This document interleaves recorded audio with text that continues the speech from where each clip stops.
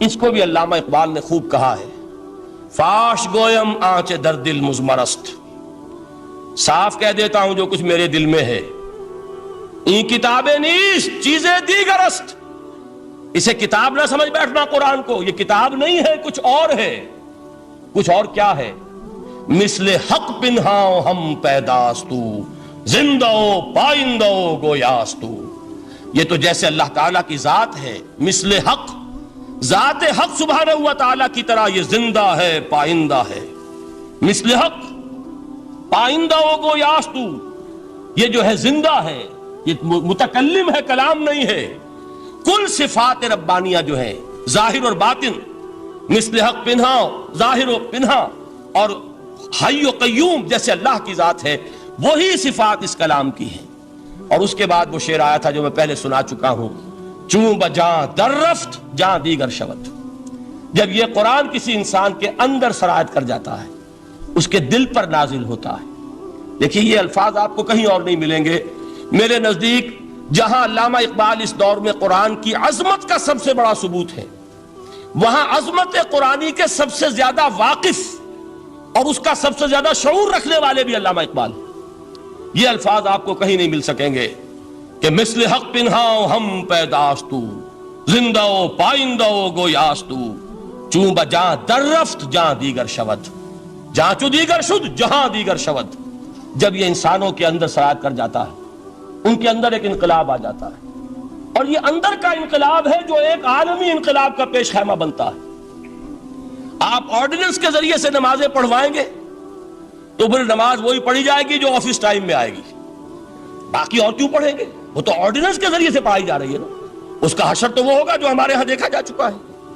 اور اس وقت بھی، اس زمانے میں میں نے یہ سنا ایک جگہ کہ کلاس 4 امپلائیز جو ہیں، وہ شروع میں جب آرڈیننس نافذ ہوا تھا ہمارے ہاں تو دفتروں میں بڑا اہتمام ہوا، آفیسرز نے خاص طور پر بڑے اہتمام سے ظہر کی نماز پڑھنی شروع کی۔ لیکن مجھے بتایا گیا کہ کلاس 4 امپلائیز جو ہیں ہمارے، یہ ڈرائیورز ہیں، پی-انز ہیں، یہ کھڑے ہنستے رہتے ہیں، شریک نہیں ہوتے۔ میں نے ان سے کہا وہ اس لیے کہ انہیں معلوم ہے کہ آپ بھی تو یہی پڑھ رہے ہیں صرف نماز، باقی آپ کے ڈرائیور سے اور آپ کے خانسامہ سے یہ بات چھپی ہوئی نہیں ہے کہ عصر آپ نے بھی نہیں پڑھنی، یہ صرف زور ہے جو آپ پڑھ رہے ہیں۔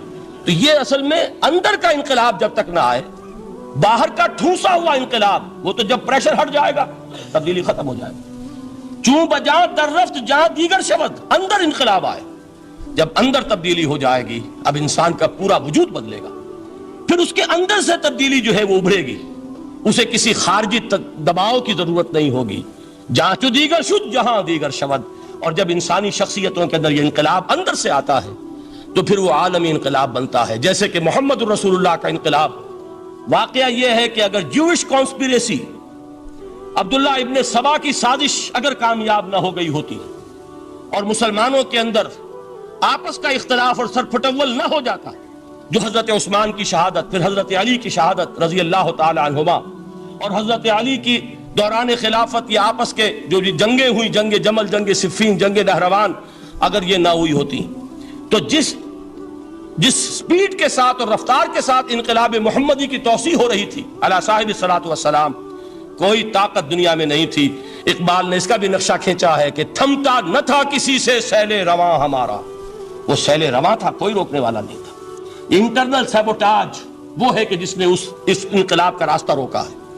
تو واقعہ یہ ہے کہ وہ اندرونی انقلاب حضور نے برپا کیا قرآن کے ذریعے صحابہ میں، اندر سے جو انقلاب تھا اس نے عرب میں ایک انقلاب کی شکل اختیار کی، اور یہ انقلاب جو ہے اتنی اپنے اندر قوت رکھتا تھا، اتنی پوٹینشیلٹی تھی اس کی کہ وہ 20 برس کے اندر کہاں آکسس دریائے جیہوں، کہاں اٹلانٹک، تصور تو کیے، تاریخ میں اس سے پہلے اتنی بڑی کوئی مملکت قائم ہوئی نہیں، کہاں یمن اور کہاں ایشیائے کوچک، ایشیا مائنر، ٹرکی، یہاں سے وہاں اور وہاں سے یہاں، اتنی عظیم مملکت حضرت عثمان رضی اللہ تعالیٰ عنہ کے خلافت میں ہو چکی تھی۔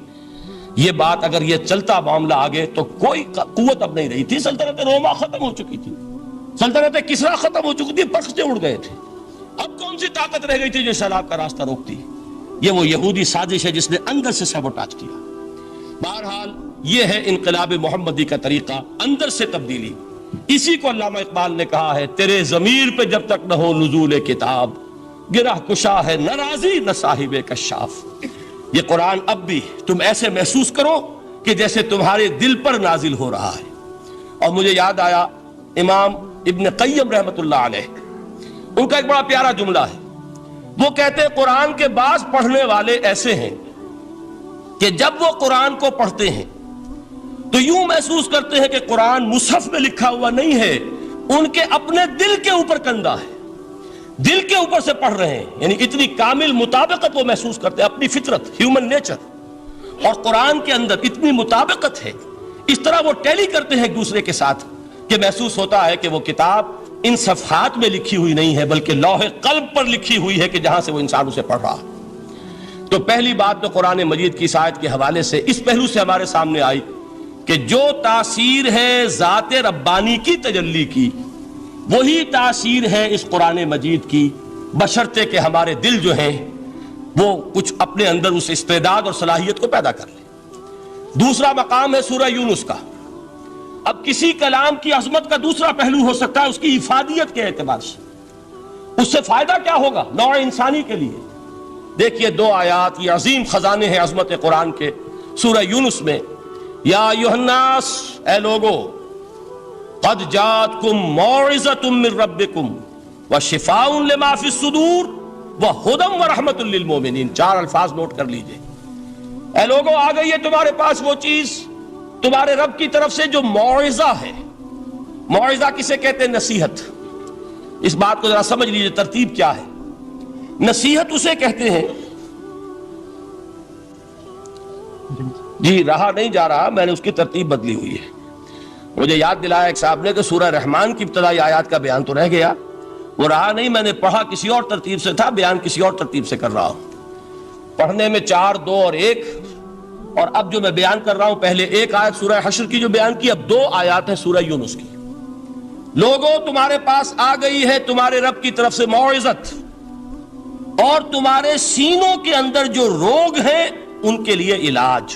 توجہ کیجئے گا، ہم نے قرآن کو کیا سمجھا ہے؟ صرف ایک مقدس کتاب، ایک حصول ثواب یا ایصال ثواب کا آلہ.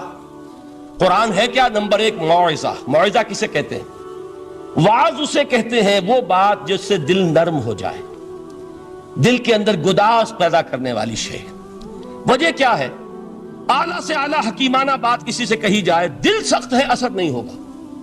ایک کرسٹ آ جاتا ہے انسان کے دل کے اوپر، جیسے کہ یہود کے علماء کے بارے میں فرمایا گیا ثم قست قلوبکم فہی کالحجارۃ او اشد قسوۃ وان من الحجارۃ لما يتفجر منه الانہار وان منها لما يهبط من خشیۃ اللہ وان منها لما يشقق فيخرج منه الماء. اے لوگوں، پھر تمہارے دل سخت ہوتے چلے گئے، پھر وہ پتھروں کے مانند سخت ہو گئے، بلکہ ان سے بھی زیادہ سخت، اس لیے کہ پتھروں میں تو وہ بھی ہوتے ہیں کہ جو اللہ کے خوف سے گر جاتے ہیں، پتھروں میں وہ بھی ہوتے ہیں کہ جو اللہ کی خشیت سے پھٹ جاتے ہیں، ان میں سے پانی بہ نکلتا ہے. پتھر تو اس طرح کے ہیں، لیکن انسان کا دل جب سخت ہو جائے، جب پتھر بن جائے، تو کوئی شے دنیا کی اس کی سختی کا مقابلہ نہیں کر سکتی. پہلے اس سختی کو نرم کریں گے. جیسے زمین ہے چٹیل زمین، اس زمین کے اندر ہل چلے گا تو بارش جو ہے فائدہ دے گی.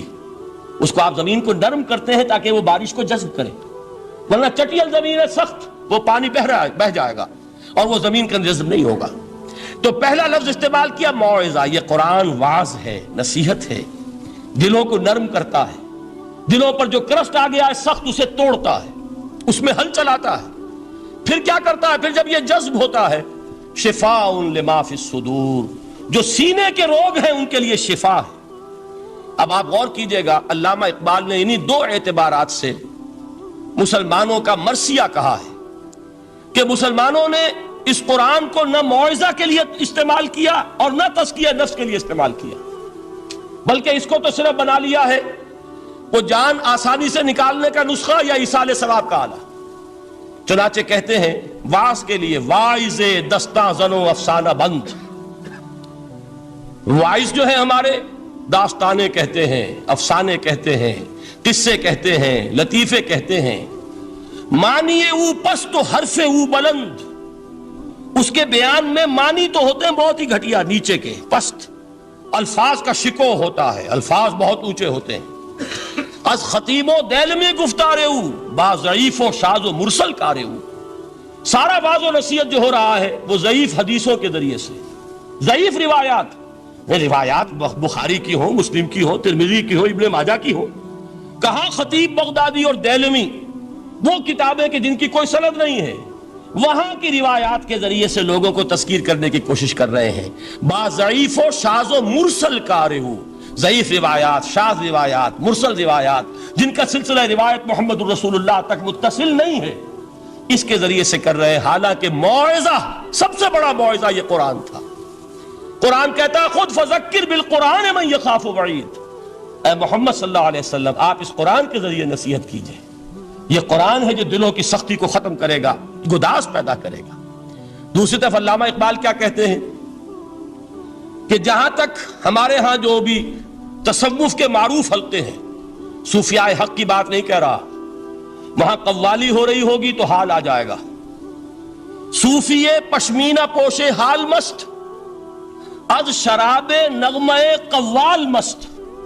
قوال سے جو کچھ مل رہا ہے، حال آ رہا ہے، مستی آ رہی ہے، کیف اور سرور حاصل ہو گیا ہے. صوفی پشمینہ پوش حال مست، از شراب نغمہ قوال مست. لیکن یہ کہ اس کی محفل میں در نمی سازت بقرآن محفلش، اس کی محفل میں قرآن کا کہیں گزر نہیں ہے. جبکہ محمد الرسول اللہ صلی اللہ علیہ وسلم کی بھی ایک محفل ہوتی تھی، محفل سماع. وہ محفل سماع کیا تھی؟ حضور صحابہ سے فرمائش کر کر کے قرآن سنتے تھے. حضرت عبداللہ ابن مسعود رضی اللہ تعالیٰ عنہ کی روایت موجود ہے کہ مجھے ایک مرتبہ حکم دیا حضور نے کہ قرآن سناؤ. میں نے عرض کیا حضور آپ کو سناؤں؟ آپ پر تو نازل ہوا ہے. تو حضور نے فرمایا نہیں، مجھے کسی اور سے سن کر کچھ اور لطف حاصل ہوتا ہے. اب امتثال امر میں حضرت عبداللہ ابن مسعود رضی اللہ تعالیٰ عنہ نے سورہ نساء پڑھنی شروع کی. 41ویں آیت پر پہنچے. چشم تصور سے دیکھیے کہ حضور بھی تشریف فرما ہے، صحابہ کرام کی محفل ہے، اور صحابہ کیسے بیٹھا کرتے تھے ادب کے ساتھ. ایک روایت میں الفاظ آئے ایسے بیٹھتے تھے ساکت و صامت ہو کر، بالکل خاموش، سکون، ساکن اور ساکت اور صامت، کہ جیسے ان کے سروں پر پرندے بیٹھے ہیں کہ ذرا جنبش کریں گے تو پرندہ اڑ جائے گا. اس ادب کے ساتھ تو وہ محفل جو ہے حضور صلی اللہ علیہ وسلم کی، اور ایک صحابی حضرت عبداللہ ابن مسعود گردن نیچی کیے ہوئے ہیں اور قرآن پڑھتے چلے جا رہے ہیں. جب اس آیت پر پہنچے فَكَيْفَ إِذَا جِئْنَا مِن كُلِّ أُمَّةٍ بِشَهِيدٍ وَجِئْنَا بِكَ عَلَى هَؤُلَاءِ شَهِيدًا، کیا ہوگا اس دن جس دن کہ ہم ہر امت پر ایک گواہ کھڑا کریں گے، اور اے نبی آپ کو گواہ بنا کر لائیں گے ان کے خلاف. آپ کو یہ ٹیسٹیفائی کرنا ہوگا کہ اللہ تیرا جو کلام میرے پاس آیا تھا میں نے پہنچا دیا تھا، اب ان کی ذمہ داری ہے. They are accountable, they are responsible. اس پر حضور نے فوراً فرمایا حسبک حسبک، بس کرو بس کرو. اور حضرت عبداللہ ابن مسعود فرماتے کہ میں نے جب نگاہ اٹھا کر دیکھا حضور کے آنکھوں سے آنسو روا تھے. یہ ہے سماع، یہ محفل سماع ہے. کاش کہ اللہ تعالی ہمیں اس کی توفیق عطا فرمائے. یہ ہے مسنون محفل سماع. اس قرآن کے اندر وہ گداز ہے. آیا کہ نہیں 7ویں پارے کے بالکل آغاز میں وَإِذَا سَمِعُوا مَا أُنزِلَ إِلَى الرَّسُولِ تَرَىٰ أَعْيُنَهُمْ تَفِيضُ مِنَ الدَّمْعِ مِمَّا عَرَفُوا مِنَ الْحَقِّ يَقُولُونَ رَبَّنَا آمَنَّا فَاكْتُبْنَا مَعَ الشَّاهِدِينَ. تو یہ ہے دوسری چیز کہ در حقیقت تزکیہ نفس کا ذریعہ یہ قرآن ہے.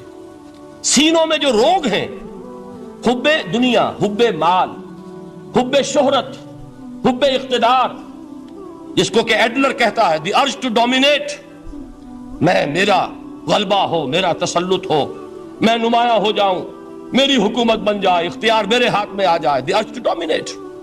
یہ ساری ارجز ہیں ہماری در حقیقت جس سے فساد رونما ہے. یہ حب مال ہے جس کی وجہ سے ہمارے اندر تنافس ہے. الہاکم التکاثر حتی زرتم المقابر.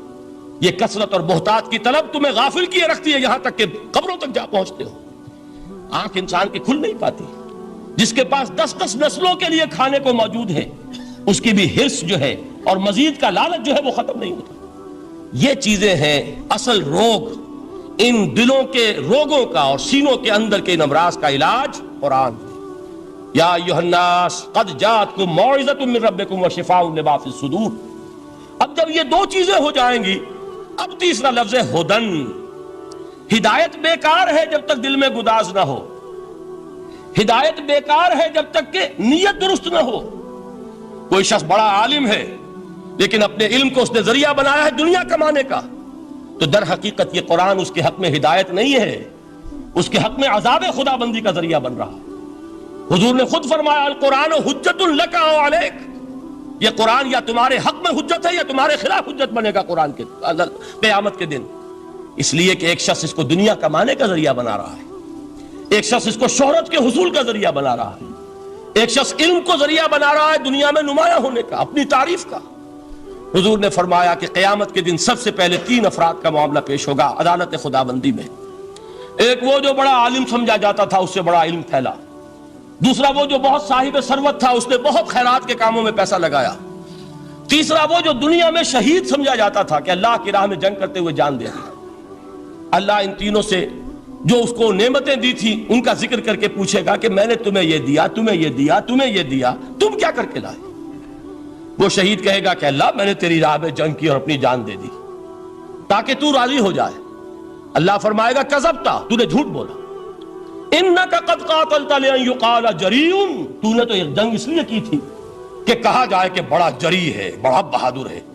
یہ لوگوں سے بہادری کے تمغے لینا تمہارا مقصود تھا. وقد قیل، وہ کہا جا چکا ہے، اب یہاں تمہارے لیے کچھ نہیں.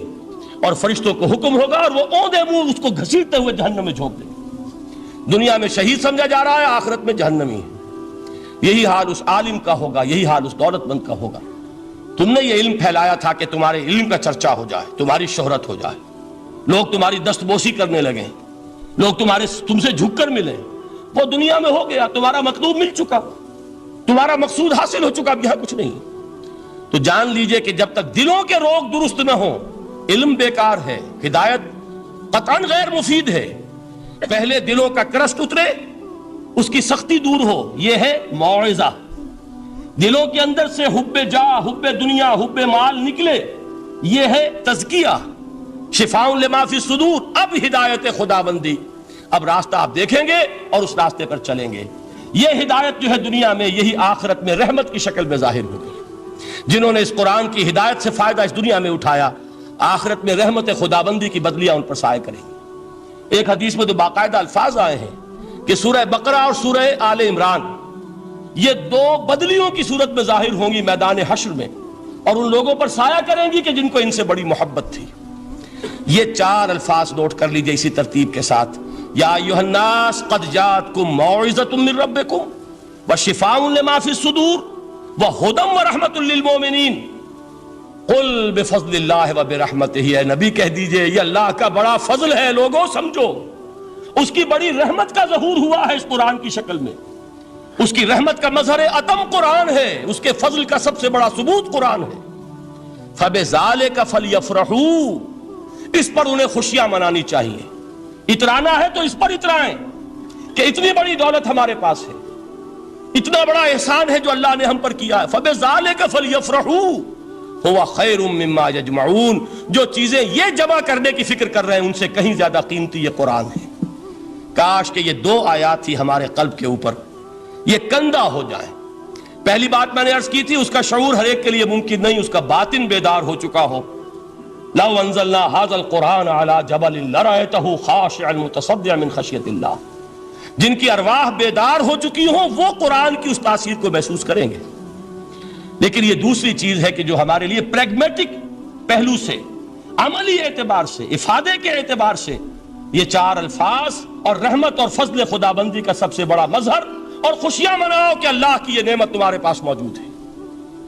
اب وہ تیسرا مقام ہے سورہ رحمان کا، بڑی چھوٹی چھوٹی آیات. آپ نے سنا ہوگا حضور نے سورہ رحمان کے بارے میں فرمایا ہے سورۃ الرحمان عروس القرآن. یہ سورہ رحمان جو ہے یہ قرآن کی دلہن ہے. جیسے دلہن کو آپ خوشنما لباس پہناتے ہیں، آراستہ پیراستہ اس کو گہنے اور اس کو زیور پہناتے ہیں، تو جس طریقے سے سجاتے ہیں آپ دلہن کو، اللہ تعالیٰ نے ایک سورت قرآن مجید میں یہ ایسی رکھی ہے سورہ رحمان کہ اسے خوب سجایا ہے. اس میں الفاظ کا در و بست، اس کا اپنا ایک ڈیوائن میوزک ہے.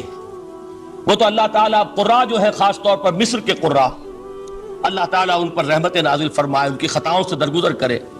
جس طرح قرآن کے انٹرنسک میوزک کو انہوں نے واضح کیا ہے، واقعہ یہ ہے کہ اگر یہ لوگ نہ ہوتے، شیخ عبد الباسط محمد عبد الصمد، شیخ محمود خلیل الحصری، یہ لوگ کہ جنہوں نے قرآن کے اس غنا، میوزک، یہ لفظ جو ہے آپ حیران نہ ہو کہ میں یہ کوئی شاید توہین کر رہا ہوں قرآن کی، حضور نے یہ لفظ استعمال کیا ہے، تغنو، اس قرآن کو اچھی سے اچھی خوشلہانی کے ساتھ پڑھو، من لم یتغن بالقرآن فلیس منا، جو قرآن کو بہتر سے بہتر انداز میں، اچھی سے اچھی آواز میں، خوشلہانی کے ساتھ پڑھنے کی کوشش نہیں کرتا وہ ہم میں سے نہیں ہے۔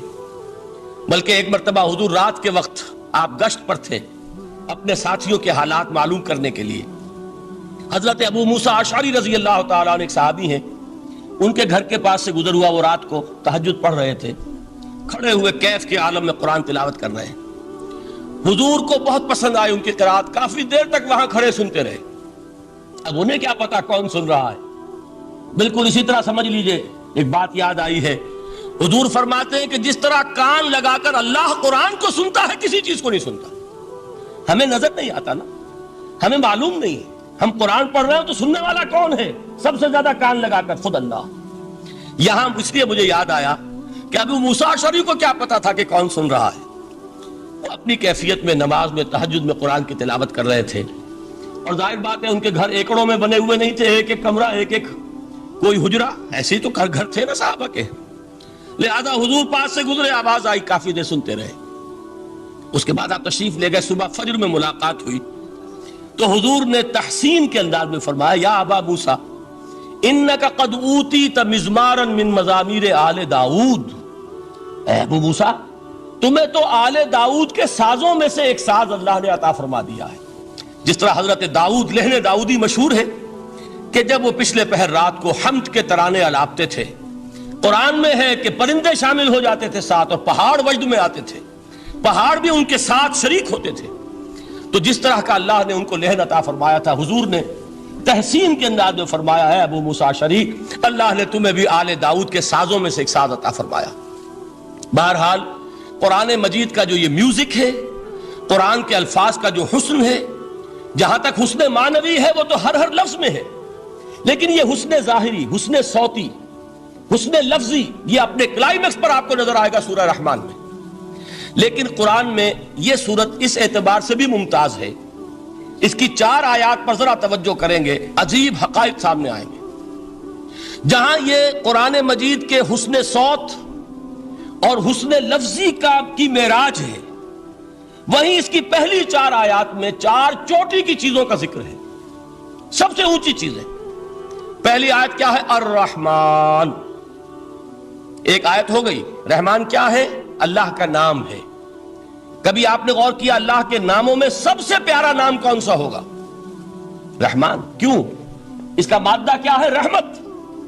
ہمیں سب سے بڑھ کر جس چیز کی ضرورت ہے وہ کیا ہے؟ رحمت خدا بندی۔ نام اچھی طرح سن لیجئے اس حضور کے قول کو۔ حضور فرماتے کوئی شخص جنت میں مجرد اپنے عمل کی بنیاد پر داخل نہیں ہو سکے گا جب تک کہ رحمت خدا بندی دستگیری نہ کرے۔ کسی صحابی نے بڑی ہمت اور جرات کا ثبوت دیا کہ پوچھ لیا کیا حضور آپ بھی؟ جب آپ نے فرمایا کوئی شخص داخل نہیں ہو سکتا جنت میں محض اپنے عمل کی بنیاد پر جب تک کہ رحمت خدا بندی جو ہے وہ دستگیری نہ فرمائے۔ پوچھا گیا کیا آپ بھی؟ آپ نے فرمایا ہاں میں بھی۔ آپ اندازہ کیجئے کہ اگر محمد الرسول اللہ بھی رحمت خدا بندی کے ضرورت مند ہوں تو تاب دیگراں چہ رسد، ہماری تو سب سے بڑی ضرورت رحمت خدا بندی ہے۔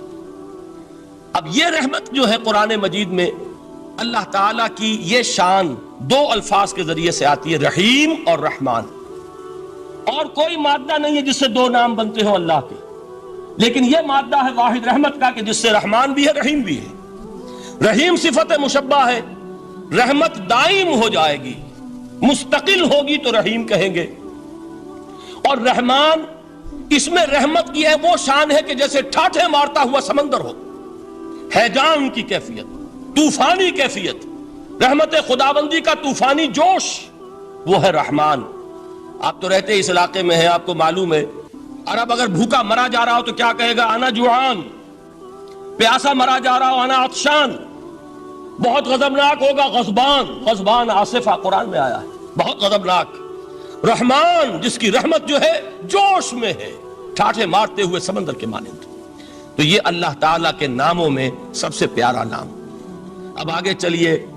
الرحمن علم القرآن، رحمان نے قرآن سکھایا. رحمت خداوندی کا سب سے بڑا مظہر، رحمان کی رحمانیت کا سب سے بڑا مظہر قرآن ہے. ان میں جو منطقی ربط ہے اس کو سمجھتے جائیے. اچھا آپ یہ سوچئے، جو علم بھی انسان کو حاصل ہوا وہ کس نے دیا؟ اللہ نے. سائنس کا علم کس نے دیا؟ اللہ نے.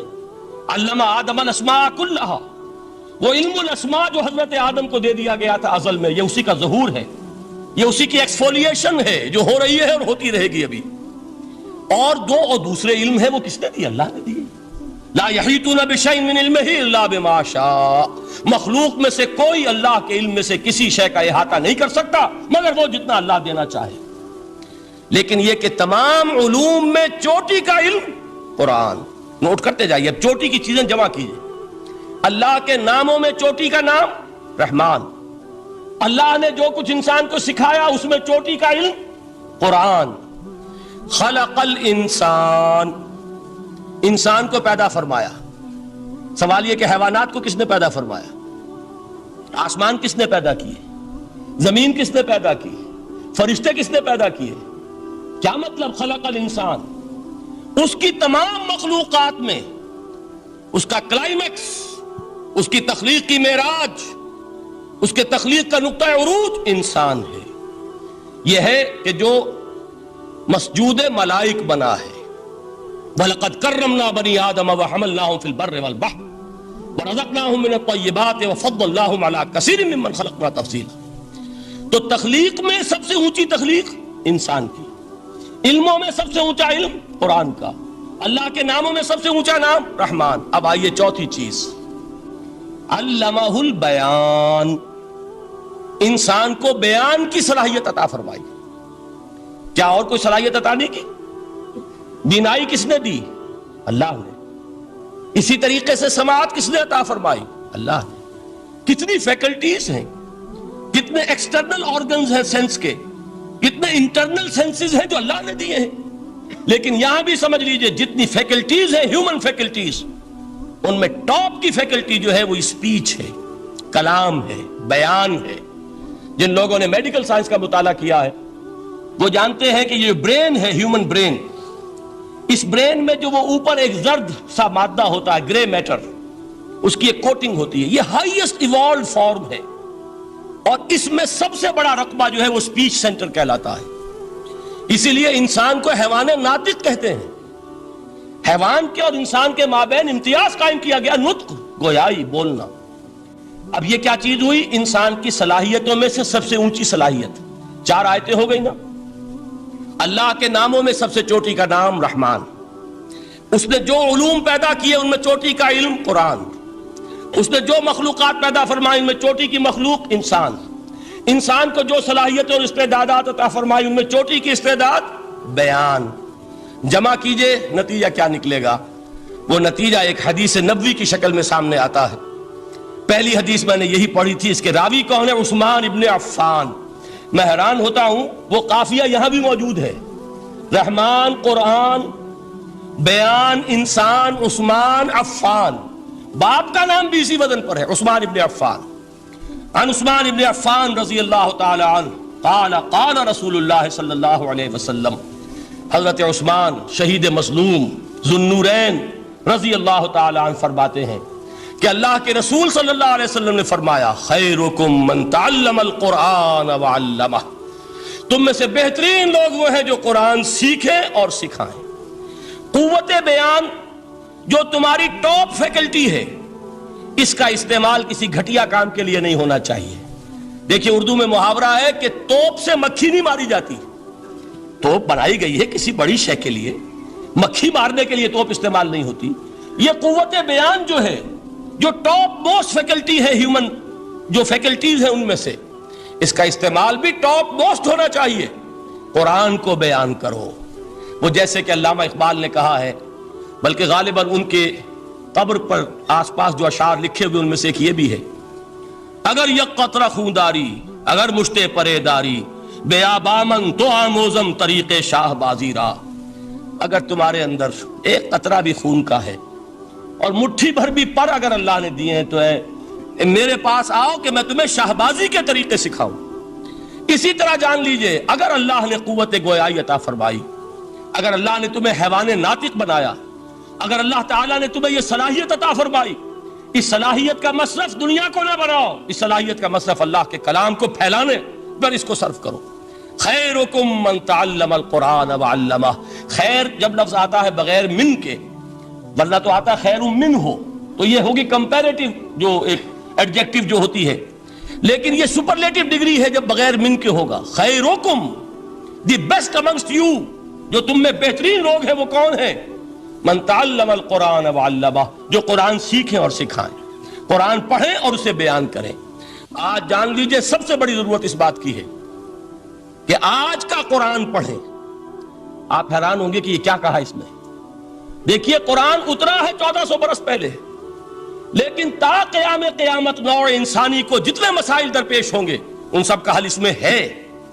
البتہ کھودنا پڑے گا، گہرائی میں اترنا ہوگا. ایک قرآن کی سطح ہے، اس سطح نہیں، اس کی گہرائیوں کے اندر غوطہ زنی کرو. قرآن میں ہو غوطہ زن اے مرد مسلمان. اور آج کا قرآن یعنی آج کی ہدایت جو اللہ نے اس میں رکھی ہوئی ہے، ڈگ اٹ آؤٹ، اس کو نکالو اس کے اندر سے. ابھی میں حدیث جو آپ کو سناؤں گا اس میں یہ تصور آئے گا سامنے اور واضح ہو کر. آج کے انسان کی رہنمائی اس قرآن سے اخذ کر کے انسان تک پہنچاؤ. یہ ہے فریضہ محمد الرسول اللہ کی امت کا صلی اللہ علیہ وسلم. آپ نے وہ حدیث سنی تھی کہ بلغوا عنی ولو آیۃ. حضور نے خطبہ حجۃ الوداع میں پہلے تو گواہی لی مسلمانوں سے، 1.25 لاکھ کا مجمع جمع تھا. حجۃ الوداع آخری حج. آپ نے اپنے خطبے میں جس کے چند جملے میں سنا چکا ہوں آپ کو ایچ جی ویلز کے حوالے سے، اپنی تعلیمات کے اہم نکات کو بار بار دہرا کر بیان کیا، ہیمر کیا، اچھی طرح ذہنوں میں اتارا.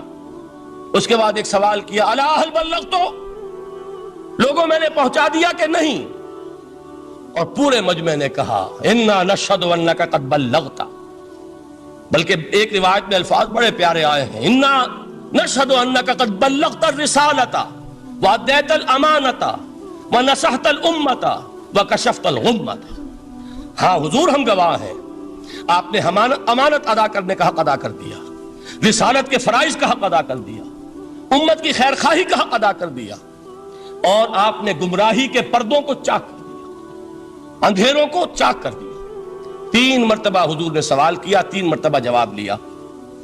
پھر آپ نے نگاہ آسمان کی طرف اٹھائی، انگشت شہادت سے 3 مرتبہ اشارہ کیا، اللہم اشہد، اللہم اشہد، اللہم اشہد. اے اللہ تو بھی گواہ ہے، یہ مان رہے ہیں کہ میں نے یہ قرآن ان تک پہنچا دیا.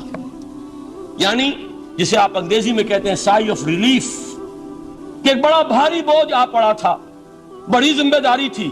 انا سنلقی علیک قولا ثقیلا، اے محمد ہم آپ پر ایک بڑی بھاری بات ڈالنے والے ہیں. اے اللہ گواہ ہے کہ وہ بوجھ میرے کاندھے سے اتر گیا. یہ تسلیم کر رہے ہیں کہ میں نے حق امانت ادا کر دیا. تیری امانت تھی میرے پاس یہ کلام، اللہ کا یہ پیغام انسانوں کے لیے نازل ہوا محمد پر صلی اللہ علیہ وسلم. تو امانت کا بوجھ کس کے بارے گرا، کس کے کاندھے پر ہے؟ حضور کے. اگر ادا نہ کرتے، ابھی وہ آپ نے آیت سنی تھی، یا ایھا النبی بلغ ما انزل الیک من ربک فإن لم تفعل فما بلغت رسالتہ. یا ایھا الرسول، اے رسول صلی اللہ علیہ وسلم پہنچا دیجئے جو کچھ نازل کیا گیا ہے آپ پر آپ کے رب کی طرف سے، اور اگر بالفرض آپ نے ایسا نہ کیا تو امانت کا حق ادا نہیں ہوگا، رسالت کا حق ادا نہیں ہوگا. حضور نے پہنچا کر گواہی لے کر جیسے کہ ایک اطمینان کا سانس لیا، اللہم اشہد، اللہ تو بھی گواہ رہے. اس کے بعد آپ نے فرمایا تھا وہ چھوٹا سا جملہ جو آپ میں سے ہر شخص بآسانی یاد کر کے اٹھ سکتا ہے، فَلْيُبَلِّغِ الشَّاهِدُ الْغَائِبَ. اب پہنچائیں وہ جو یہاں ہیں ان کو جو یہاں نہیں ہیں، اس لیے کہ میری رسالت پوری نوع انسانی کے لیے. وقت فرصت ہے کہاں، کام ابھی باقی ہے، نور توحید کا اتمام ابھی باقی ہے. ابھی تو ہند تک یہ پیغام جانا ہے، چینیوں تک جانا ہے، ابھی یورپ میں اس پیغام کو پہنچنا ہے. دی اذانیں کبھی یورپ کے کلیساؤں میں، کبھی افریقہ کے تپتے ہوئے صحراؤں میں. یہ کون کرے گا؟ اے امت محمد، یہ ذمہ داری اب تمہاری ہے صلی اللہ علیہ وسلم. اسی کو آپ نے مزید تاکیدن فرمایا بلغوا انی ولو آیۃ، میرا کوئی امتی بھی اس سے بالکل فارغ نہ رہ جائے، بالکل محروم نہ رہے، ایک آیت بھی پہنچا سکتا ہو تو پہنچائے۔ یہ ہے وہ ذمہ داری کہ جو اس حدیث کی روح سے خیرکم من تعلم القرآن وعلمہ، ایک ہوتا ہے ذمہ داری کو ایک بوجھ کی حیثیت سے، ایک فرض کی حیثیت سے بیان کرنا، یہاں ہے تشویق اور ترغیب کا انداز۔ کون نہیں چاہتا کہ میں بہتر سے بہتر کیریئر اختیار کروں؟ کون نہیں چاہتا کہ میری زندگی اعلیٰ سے اعلیٰ ہو؟ کون نہیں چاہتا کہ میرا وقت جو ہے اس کی بڑی سے بڑی قیمت مجھے ملے؟ کاش کہ ہمیں معلوم ہوتا کہ قرآن کا سیکھنا اور سکھانا کتنا اعلیٰ کیریئر ہے۔ کاش کہ ہمیں معلوم ہوتا کہ قرآن کی تبلیغ اور دعوت، اس میں جو لمحہ گزر رہا ہے وہ کتنا قیمتی ہو گیا ہے، اس کا کتنا بڑا اجر و ثواب اللہ کے ہاں ملنا ہے۔ تو خیرکم من تعلم القرآن وعلمہ، تم میں سے بہترین لوگ وہ ہیں جو قرآن سیکھیں اور سکھائیں۔ دوسری حدیث حضرت عمر سے مروی ہے رضی اللہ تعالیٰ عنہ، یہ پہلی روایت متفق علیہ تھی، بخاری اور مسلم دونوں میں موجود ہے۔ دوسری روایت صحیح مسلم کی ہے، حضرت عمر فرماتے ہیں قال قال رسول اللہ صلی اللہ علیہ وسلم ان اللہ یرفع بہذا الکتاب اقواما ویضع بہ آخرین، اللہ اب اس کتاب کے ذریعے قوموں کو اٹھائے گا اور اسی کو ترک کرنے کے باعث رسوا کر دے گا۔ یہ ہے اب ابد الآباد تک کے لیے، خاص طور پر مسلمانوں کے لیے اللہ تعالیٰ کا یہ قانون۔ اس کتاب کو لے کر اٹھیں گے سربلند ہوں گے، اس کتاب کو پیٹھ دکھائیں گے ذلیل کر دیے جائیں گے۔ یہ گویا کہ اب امت مسلمہ کی قسمت جو ہے وہ تلے گی اس کتاب کی میزان میں، اسی میں طے ہوگا کہ ان کے لیے عروج ہو یا زوال ہو۔ اسی کو وہ جواب شکوہ میں علامہ اقبال نے سادہ ترین الفاظ میں کہا تھا، وہ زمانے میں معزز تھے مسلمان ہو کر اور تم خار ہوئے تاریک قرآن ہو کر۔ فارسی میں اسی کو مفہوم کو جو ادا کیا ہے جس خوبصورتی سے، اس کا تو جواب نہیں ہے کہ اے مسلمان خار از مہجوری قرآن شدی، تم جو ذلیل و خار ہو گئے ہو دنیا میں۔ ایک سوال شاعر نے کبھی کیا تھا نا، بڑا پیارا سوال تھا، ہے آج کیوں ذلیل کہ کل تک نہ تھی پسند گستاخی فرشتہ ہماری جناب۔ بڑا پیارا سوال ہے، جواب علامہ اقبال دے رہے ہیں خار از مہجوری قرآن شدی، قرآن سے لا تعلق ہونے کی بنیاد پر تم ذلیل و رسوا ہوئے۔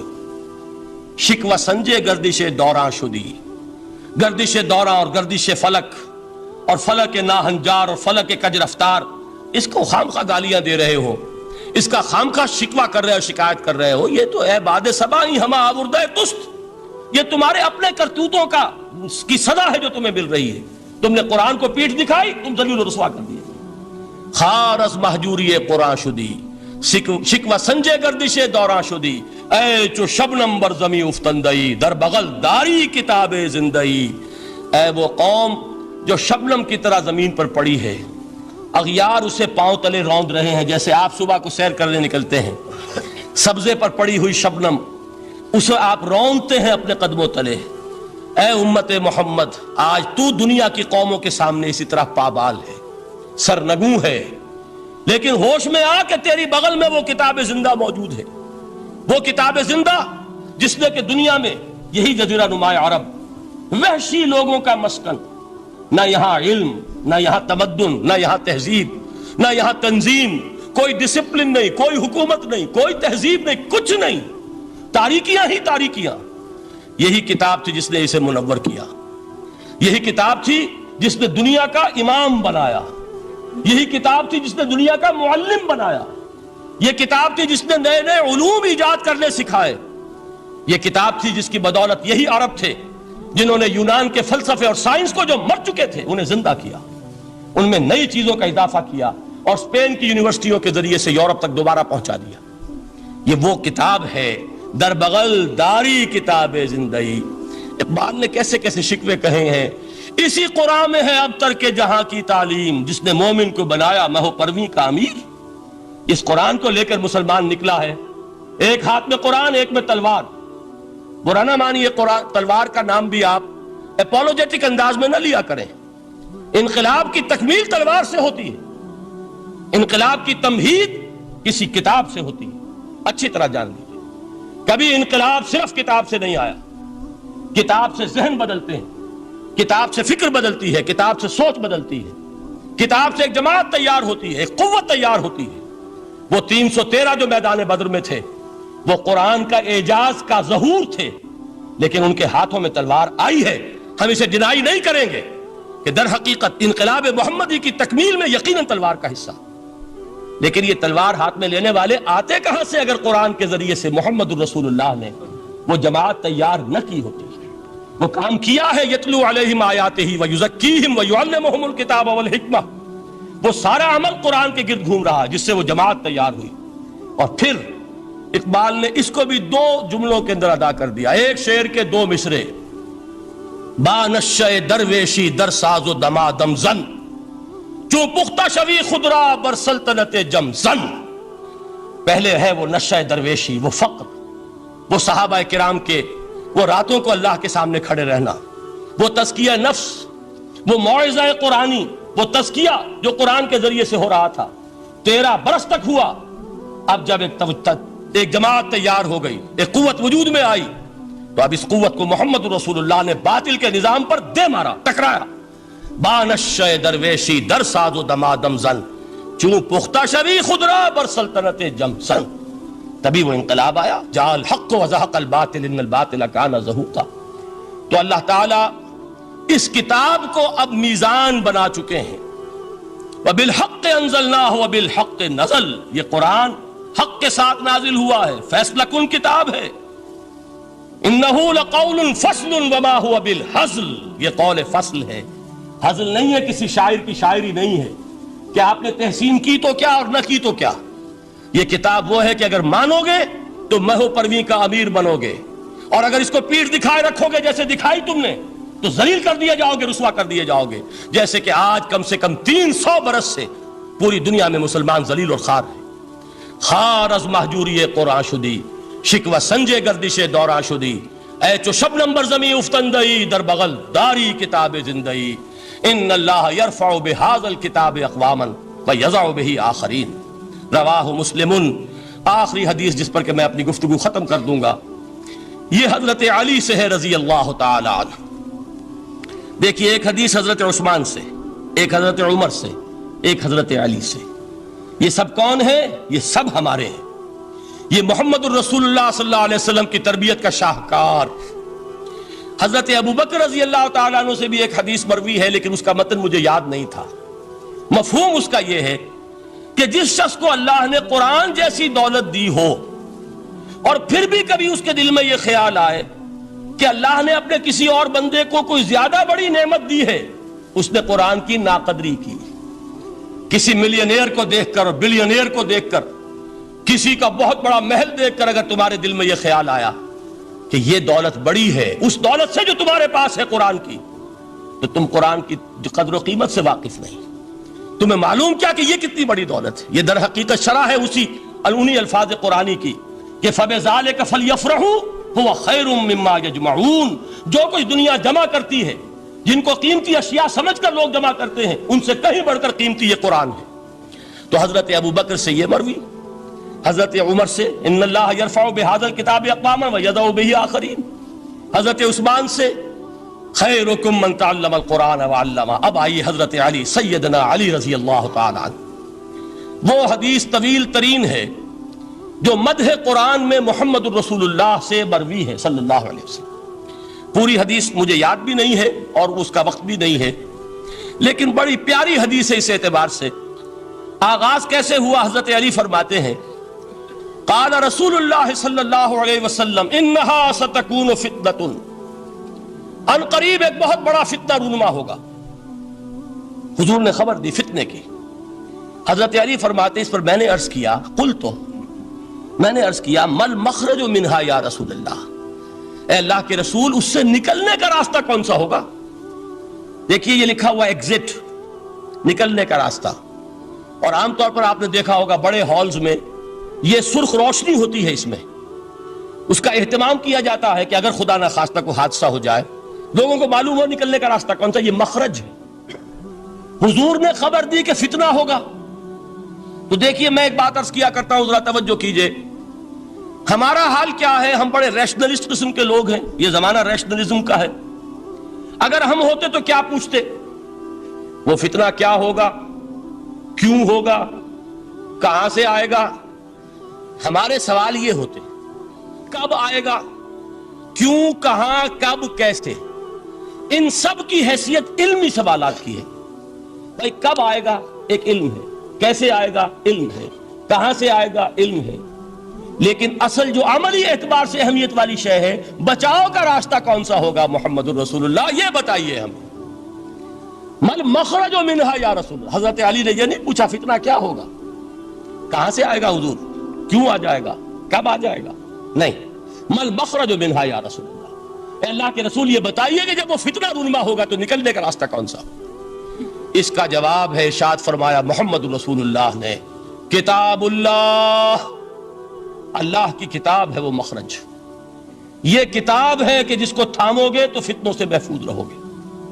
اس کے بعد آپ فرماتے ہیں فیہ نبأ ما قبلکم وخبر ما بعدکم وحکم ما بینکم، اس میں تم سے پہلوں کی بھی خبریں موجود ہیں، عاد اور سمود اور قوم نوح اور قوم ہود اور قوم لوط اور قوم صالح اور آل فرعون، یہ کون ہے؟ من قبلکم، تم سے پہلے، وفیہ خبر ما بعدکم، جو کچھ تمہارے بعد ہونے والا ہے اس کی خبریں بھی موجود ہیں، لیکن وہ کیسے ہوں گی؟ وہ بٹوین دی لائنز ہوں گی، وہ بین السطور ہوں گی۔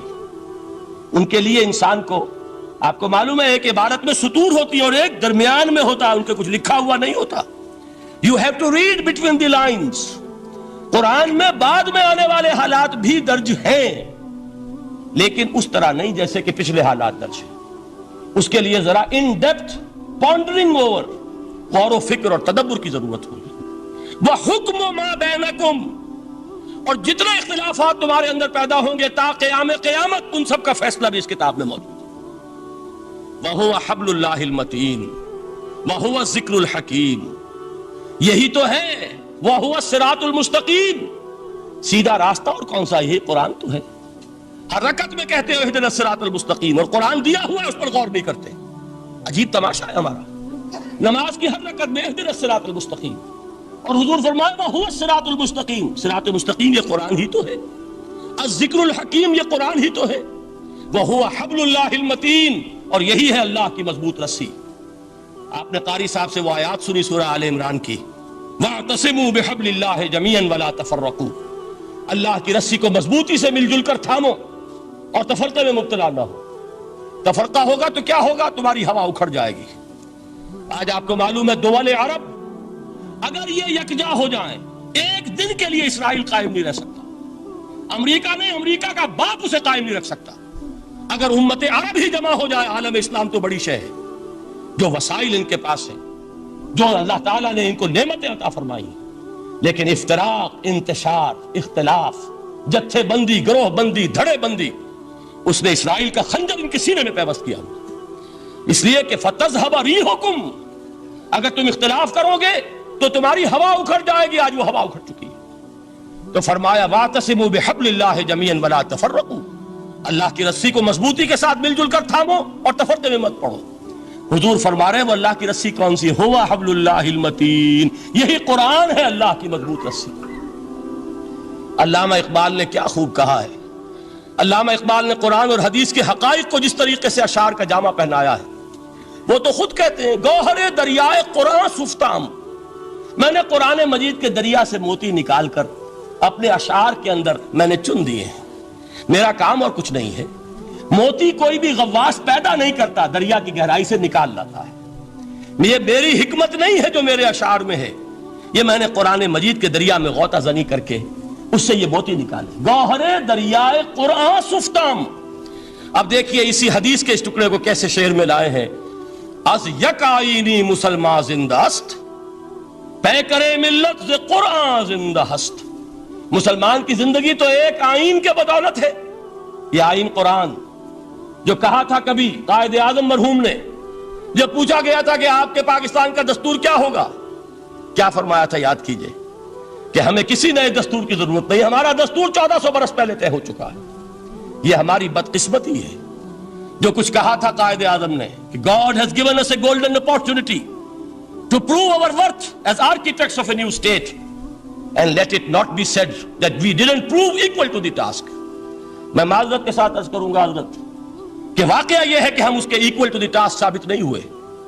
قائد اعظم کا دیا ہوا پاکستان آج دنیا میں موجود نہیں ہے. اس کا ایک حصہ اپنے نام سے دستبردار ہو کر بنگلہ دیش بن چکا ہے. اس نے اپنی تاریخ کو خیر بات کہہ دیا ہے. حالانکہ مسلم لیگ کی جنم بھومی ڈھاکہ ہے. 1906 میں ڈھاکہ میں مسلم لیگ نے جنم لیا تھا. اور اگر وہ صرف ہم سے علیحدہ ہوتا یا گہرا صدمہ ہوتا، لیکن یہ کہ اس نے جب نام بدلا ہے، در حقیقت اس نے اپنے تاریخ سے، اپنے پس منظر سے استعفیٰ دیا. یہ ہمارا دوہرا ہمارے لیے صدمے کی بات ہے. کیا 2 یمن موجود نہیں ہیں؟ ان میں سے کوئی ایک بھی اپنا نام چھوڑنے کو تیار ہوگا؟ کیا 2 جرمنی دنیا میں موجود نہیں ہیں؟ کوئی ایک بھی ان میں سے اپنا نام چھوڑے گا؟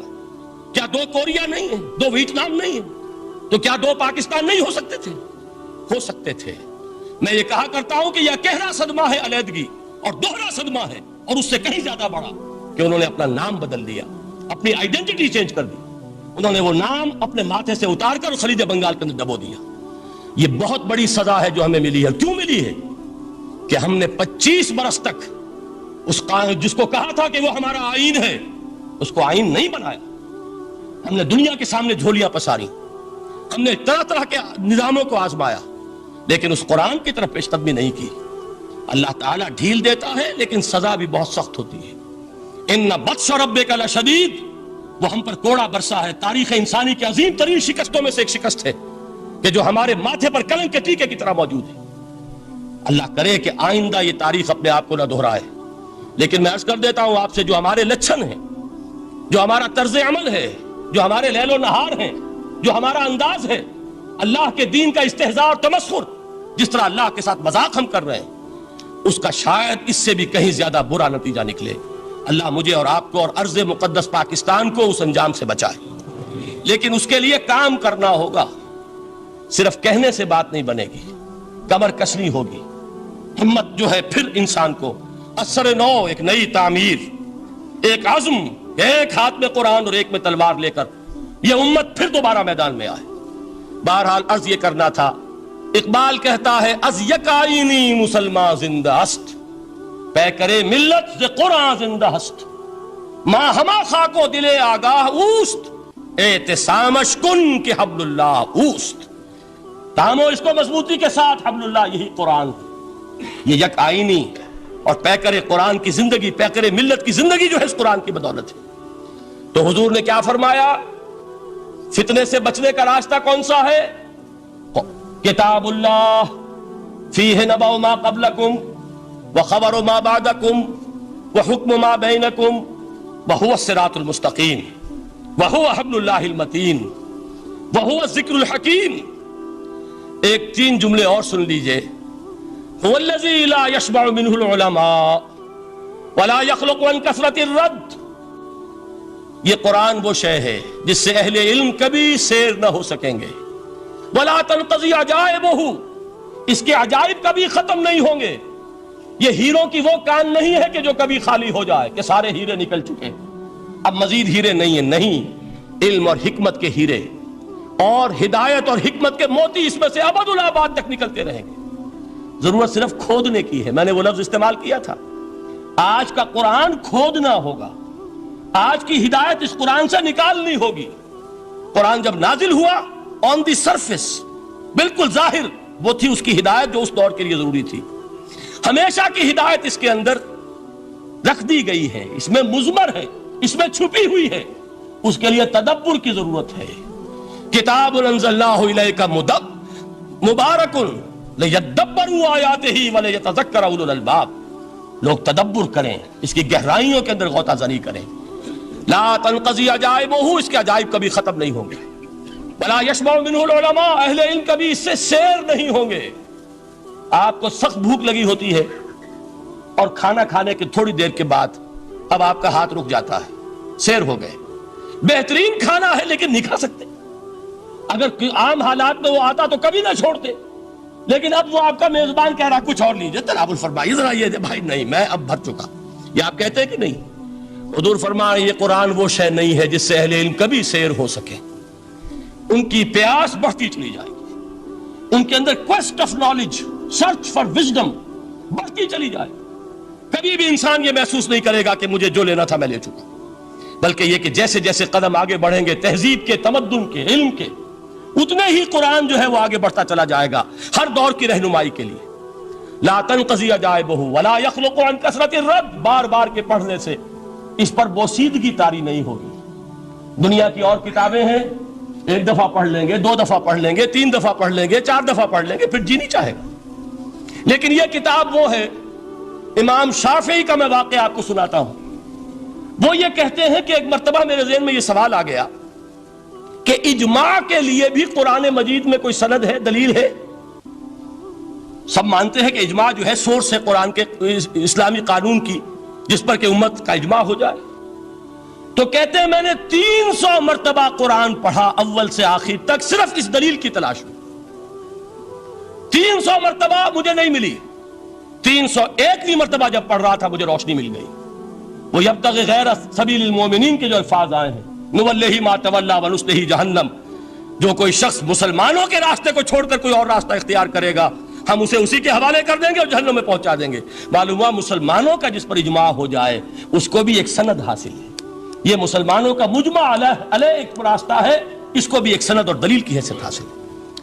اب آخری الفاظ جو میں نے پڑھ کر سنائے تھے شروع میں، 4 الفاظ ہیں چوٹی کے، وہ تو اللہ کرے کہ آپ یاد کریں اس حدیث کا اختتام۔ ویسے حدیث بہت طویل ہے، قرآن مجید کی عظمت کا بیان محمد الرسول اللہ کی زبانی صلی اللہ علیہ وسلم، قدر گوہر شہادانت یا بدانت گوہری۔ میں نے قرآن کے 3 مقامات سے 7 آیتیں سنائیں اور حضور صلی اللہ علیہ وسلم کی چند احادیث سنا رہا ہوں۔ آخری الفاظ کیا ہیں؟ من قال بہ صدق، جس نے اس قرآن کی بنیاد پر کوئی بات کہی اس نے سچ کہا۔ ومن حکم بہ عدل، جس نے اس قرآن کی بنیاد پر کوئی فیصلہ کیا اس نے عدل کیا۔ ومن عمل بہ اجر، اور جس نے اس پر عمل کیا اس کا اجر محفوظ۔ اور آخری ٹکڑا ومن دعا الیہ ہدی الی صراط مستقیم، جو اس کی طرف بلائے گا، اس قرآن کی طرف، کسی اور کو ہدایت ہو نہ ہو اس کی ہدایت گارنٹیڈ ہے، ہدی الی صراط مستقیم۔ یہ ماضی مجہول وہ ہے جو کوئی شے ہو چکی، جو اس قرآن کی طرف لوگوں کو بلائے گا اسے تو ہدایت نصیب ہو گئی صراط مستقیم کی طرف۔ اللہ تعالیٰ مجھے اور آپ کو اس بات کی توفیق دے، اس قرآن مجید کی عظمت کا انکشاف ہو ہم پر کسی ادنا سے ادنا درجے میں، اس درجے میں تو ہو جائے کہ پھر کسی اور چیز کے پڑھنے میں لذت محسوس نہ ہو۔ اگر یہ بھی نہیں ہے، اگر ڈائجسٹ پڑھنے میں زیادہ دلچسپی ہے اور شکاریات پڑھنے میں زیادہ دل لگتا ہے، اور اگر بھوت پریت کی کہانیاں، یہ بھی عجیب ہے انسان کا معاملہ، اچھے اچھے عقلاء اور اچھے اچھے بالغ لوگ وہ بھی اس قسم کی اوکلٹ چیزیں پڑھتے ہیں، تو معلوم ہوا کہ قرآن مجید سے شناسہ نہیں، قرآن سے تعارف نہیں ہوا، اس کے جمال و جلال سے کوئی حصہ نہیں ملا۔ اگر یہ ہو جائے کم سے کم، جیسے کہ کہا تھا انہوں نے، وہ جو سبع معلقہ کے شاعر ہیں آخری، اب بعد القرآن، کیا قرآن کے بعد بھی گنجائش ہے کہ اب میں شعر کہوں؟ اگر یہ حیثیت ہماری ہو جائے کہ قرآن کے پڑھنے کے بعد اب کسی اور شے کے پڑھنے میں لطف محسوس نہ ہو، جو چیز پڑھیں قرآن کو سمجھنے کے لیے پڑھیں، قرآن کے سمجھنے کے لیے۔ ظاہر بات ہے، میں ایک مثال دیا کرتا ہوں کہ آپ سمندر کے کنارے کھڑے ہیں، آپ سے تو بہت قریب ہے سمندر، لیکن آپ پانی لینا چاہتے ہیں تو اتنا ہی لیں گے جتنی بالٹی آپ کے پاس ہے۔ سمندر میں پانی کی کمی نہیں ہے، لیکن آپ کی بالٹی، پھول کھلے ہیں گلشن گلشن، لیکن اپنا اپنا دامن، گلشن میں پھول کی کمی نہیں ہے، میری جھولی چھوٹی ہے، کیا کروں؟ تو اگر آپ کا ظرف ذہنی چھوٹا ہے تو قرآن سے کتنا کچھ اس میں اڈھیل لیں گے۔ ظرف ذہنی وسیع ہونا چاہیے، آپ کے ذہن کے اندر وسعت ہو، اور یہ وسعت ذہن جو ہے یہ پیدا ہوتی ہے دوسرے علوم سے۔ آپ سائنس جتنی پڑھیں گے آپ کا ذہن وسیع سے وسیع تر ہوگا، فلسفہ جتنا پڑھیں گے ذہن وسیع سے وسیع تر ہوگا، منطق پڑھیے ذہن وسیع سے وسیع ہوگا، تیز ہوگا، شارپ ہو جائے گا۔ یہ ساری چیزیں در حقیقت پڑھنی چاہیے، کس لیے؟ ظرف ذہنی کو وسیع کرنے کے لیے، تاکہ اس میں قرآن مجید کے علم و حکمت کا زیادہ سے زیادہ حصہ ہم حاصل کر سکیں۔ اگر یہ بات ہو جائے، اور پھر خیرکم من تعلم القرآن وعلمہ، یہ تو ہوا قرآن سے حاصل کرنا۔ اب اس حاصل کرنے کے بعد اب اس کے بانٹنے والے بن جاؤ۔ سب سے بڑی دولت یہ ہے لہذا سب سے بڑا سخی وہ ہے جو اس دولت کو بانٹ رہا ہو، انسان کا سب سے بڑا خادم وہ ہے جو ہدایت کے خزانے لٹا رہا ہو۔ یہ ہے سب سے بڑی خدمت خلق، یہ ہے سب سے بڑی سخاوت۔ خیرکم من تعلم القرآن وعلمہ، اللہم ربنا اجعلنا منہم، اللہم ربنا اجعلنا منہم۔